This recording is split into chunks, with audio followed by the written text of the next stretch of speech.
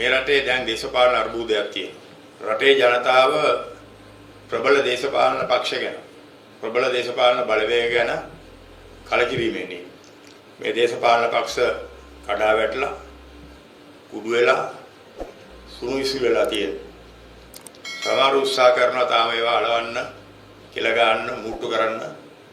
නමුත් මම හිතන්නේ මේ රටේ ජනතාව ඒකට එකග වෙන්නේ නැහැ. මේ රට දියුණු වෙන්නේ ඉස්සරහට යන්නේ අපේ ඡන්දදායකයා මේ ප්‍රබල පක්ෂ වලට දරදී අදින එක නවත්තපු දවසට.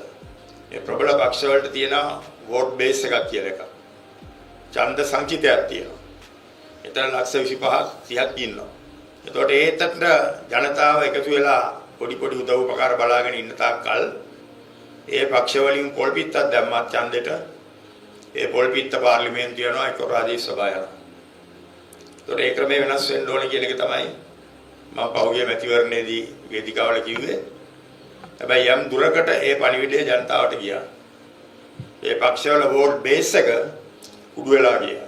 ඒ සංචිත තිබුණ පක්ෂ අන්තිමට මැතිවරණ වලින් පස්සේ ලක්ෂ 4.5යි ඡන්ද ගත්තේ. නමුත් එතනින් එහාට ජනතාවට තව කර යුතු මෙහෙවරක් තියෙනවා. ඒ මෙහෙවර ජනතාව හොඳට බුද්ධිමත්ව තේරුම් අරගෙන කරන්න ඕනේ රට වෙනුවෙන්. දැන් මේ රටට ආදරය කරන ජනහිතකාමී අවංක දූෂිත නොවන පුද්ගලයන්ගේ සමන්විත දේශපාලන බලවේගයක් සඳහා පුරප්පාඩුවක් තියෙනවා. මේ පුරප්පාඩුව පුරවන්න මේ රටට ආදරේ මිනිස්සු එකතු වෙන්න ඕන. මේ පුරප්පාඩුව වෙනුවෙන් කැපකිරීම කරන්න ඕනේ මේ රටේ ජනතාව. එහෙම කරොත් මේ රට හරි මාර්ගයකට ගන්න අලුත් බලවේගයක් නිර්මාණය වෙයි.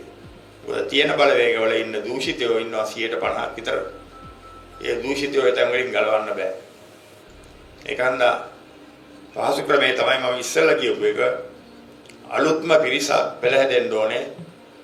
අර ඉස්සෙල්ලා කිව්වාගේ රටට ආදරේ දූෂණයෙන් තොර අවංක ජනතාවාදී පිරිසක් එකතු වෙන්න ඕනේ. එවැනි අලුත් බලවේගයක් ගොඩනගන්න. යම් අවස්ථාවක වර්තමාන රජය ගැන රටේ ජනතාව විශ්වාසය බිඳුනොත් ජනතාව නැවතත් විකල්ප සොයාගන්න. ඒ විශ්වාසය කවදාත් රජයක් ගැන විශ්වාසයක් සදාකාලිකව තියෙන්නේ නැහැ. ප්‍රජාතන්ත්‍රවාදයේ තියෙන රටක නැවතත් විකල්පයක් සොයාගන්න. හැබැයි මේ විකල්පයේ සොයන වෙලාවට ජනතාව බලාවි ඉහත ගැටලු වලින් රට බේරා ගන්න පුළුවන්.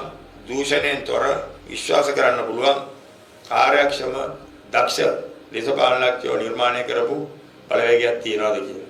එහෙම නැතුව පරණ බුද්ධ දේශපාලන සංස්කෘතියට අනුව නැවතත් තට්ටු මාරු ක්‍රමය ඇවිල්ලා මේගොල්ලෝ ඉවර වුණාම එපා වුණාම ඉස්සෙල්ලා එපා වෙච්ච කට්ටියට බලය දෙයි කියලා ඒ කට්ටිය බලාපොරොත්තු වෙනවා නම් මං හිතන්නේ ඒක යථාර්ථයක් වෙයි කියලා.